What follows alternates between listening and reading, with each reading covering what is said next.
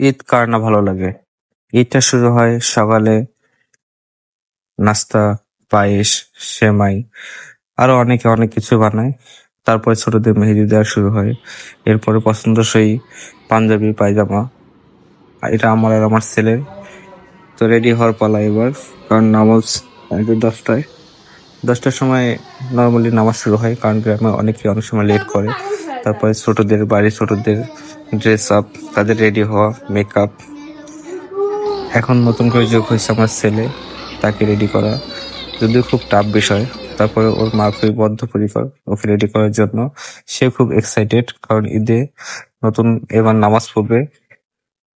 এর আগের বার তো তখন তেমন বোঝে নাই, ঈদের মাঠে নিয়ে গেছিলাম, তখন কোলে হাঁটা চলাফেরা করতে পারে না, সে শুধু কোলেই থাকে।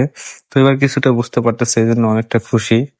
তারপরে একটু পরে কান্না শুরু করে দিছে, কারণ তার আম্মা তার সাথে যাবে না, হয়তো বুঝতে পেরেই কান্না শুরু করছে। তো বিভিন্ন কথা বলে তাকে বুঝাইলাম। বোঝানোর পরে তাকে ঈদের সালামি দিলাম। ঈদের সালামি পাওয়ার পরে মোটামুটি কিছুটা কনভিন্স সে। সালামিটা একটা ঈদের গুরুত্বপূর্ণ বিষয়। এটা ছোটদের জন্য খুবই এক্সাইটেড। তারা অনেক আশা করে থাকে এই সালামির জন্য। আর কিছু না হোক, ঈদের সময় সালামিটা তাদের প্রাপ্য। কারণ একটা সময় যখন আমরা ছোট ছিলাম, তখন তো হিসাব করতাম কে কত সালামি দিবে, কার কাছ থেকে কত সালামি পাওয়া যাবে। তো এটা খুব একটা মানে আনন্দদায়ক একটা অভিজ্ঞতা আমি মনে করি। ছোটবেলার কথা মনে পড়ে যায়। ছোটবেলায় যখন আমরা সালামি নিতাম, 10 টাকা 20 টাকা করে এক একজন দিত, সেটাই আমাদের জন্য অনেক বেশি ছিল। তো যাই হোক, এখন এখন বড় হয়েছি, এখন সেই সালামি এখন যারা ছোট তারা পাবে, তাদের প্রাপ্য এটা। তো আমার ছেলেকে রেডি হওয়ার শেষে সবার জন্য অপেক্ষা করতেছি, কারণ আমরা বাড়িতে সবাই একসাথে নামাজ পড়তে যাই। এটা আমাদের বাড়ির ট্রেডিশন। শুধু আমাদের বাড়ির ট্রেডিশন না, সব বাড়িতে সবাই চায় তাদের ফ্যামিলি সবাই একসাথে নামাজ পড়তে যাক। তো যাই হোক, উঠানে দাঁড়িয়ে আছি, এবার সবাই সালামি দেওয়ার পালা, এবং যারা সালামি নিবে তাদের সালামি নেওয়ার পালা। তো সবকিছু শেষ করে আমরা একটু পরেই হয়তো বের হব। আমার আমার চাচা, লয় চাচা, সে আমার ছেলেকে সালামি দিচ্ছে। তো হয়তো এতটা এখনো বোঝা শেখে নাই, তারপর টাকা তো সে চেনে। এটা আমার ছোট ভাগ্নি, ও আমাদের বাড়িতে ঈদ করে। দাদা বাড়িতে ওর সমবয়সী কেউ নাই, সেজন্য খুব বেশি মজা পায় না। তো ওর আব্বা আম্মু থাকে উল্লাপাড়াতে, ওইখান থেকে ওর আব্বা নামাজ শেষ করে তারপরে আমাদের বাড়িতে আসবে। তো প্রতিবারই আমি ওকে গিয়ে নিয়ে আসি। আমি না নিয়ে আসলেও হয়তো অনেক সময় ওর আব্বু ওকে দিয়ে দেয়।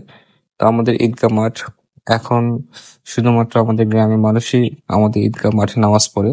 বিগত 3-4 বছর আগেও 2 থেকে 2টা গ্রামের মানুষ আমাদের ঈদগাহ মাঠে নামাজ পড়তো। তখন অনেক বড় রকমের আয়োজন চলতো, এখানে অনেক দোকানপাট, একটা মেলার মতো পরিস্থিতি সৃষ্টি হইতো আর কি। তো যাই হোক, আমাদের গ্রামের মানুষও অনেক, খুব কম না বললে চলে, কারণ আমাদের বিশাল ঈদগাহ মাঠ পুরাই কানায় কানায় ভর্তি। নামাজের জন্য আমরা জায়গা খুঁজতেছিলাম, তাতেই বোঝা যায় যে আসলে কত মানুষের উপস্থিতি। আর ঈদ উল ফিতরে ঢাকাতে যারা থাকে অথবা গ্রামের বাইরে যারা থাকে, সবাই কিন্তু এই সময়টাতে বাড়িতে চলে আসে। কোরবানি ঈদেও জানি না, সে রেশিওটা একটু হয়তো কম থাকতে পারে, কিন্তু রোজা শেষ করে রোজা ঈদে সবাই চায় তার গ্রামে ফিরে যাইতে। তো নামাজ শেষ করে ছেলে আর থাকতে চাচ্ছিল না, ওকে নিয়ে খুব কষ্ট করে নামাজ পড়ছি। সে শুধু বারে বারে উঠে যাচ্ছিল, কারণ সবাই নামাজ পড়তেছে, ওর পাশে কেউ নেই। এটা স্বাভাবিক। হয়তো সামনের বছর যখন একটু বড় হবে, তখন এই ফিলিংসটা আর থাকবে না, তখন একটু বোঝা শিখবে। তো বাড়িতে ফিরে আসলাম। এটা হচ্ছে আমাদের বাড়ির পিছন সাইড। এখন আমরা বাড়ির পিছন দিয়ে যাতায়াত করি। সামনের দিকে যে ফাঁকা জায়গাটা ছিল, যেখান দিয়ে আমরা রোজ যাতায়াত করতাম, ওই জায়গাটা অন্যজন কিনে নেওয়াতে আমাদের যাতায়াতের ওরকম সুযোগ সুবিধা আর নাই। যাই হোক, আমরা আমাদের যে এটা এখন আমাদের মূল যাতায়াতের জায়গা। এটাও সরকারি একটা রাস্তা আছে।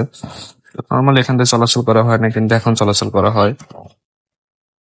তো বাড়িতে আসার পরে আসলে প্রচন্ড রোদ, আর আমাদের নতুন বাড়ি করার পরে গাছগুলো অনেকটাই কেটে ফেলা হয়েছে। তারপরে পিছনে একটা বাঁশের ঝাড় ছিল, ওটার জন্য এত রোদ লাগতো না বাড়িতে। তো মোটামুটি ঠান্ডাই ছিল আবহাওয়া। হঠাৎ করে এই গাছ কেটে ফেলার জন্য আর বাঁশ ঝাড়টা কেটে ফেলার জন্য এত রোদ রাখতেছে। আমার ছোট ভাই আরিফিন, ও ক্লাস 7-এ পড়ে। এখন সে ঈদের সময় পতাকা ফুটাবে।